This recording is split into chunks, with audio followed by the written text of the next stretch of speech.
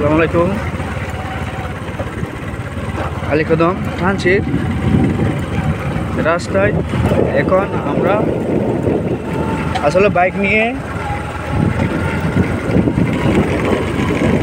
রাস্তাটা কিন্তু অনেক সুন্দর এবং রাস্তার উপর দিয়ে সব পাহাড় পাহাড় কি পাহাড়, আর পাহাড়ের নিচ দিয়ে রাস্তা দেখেন কত ভয়াবহ রাস্তা। আসলে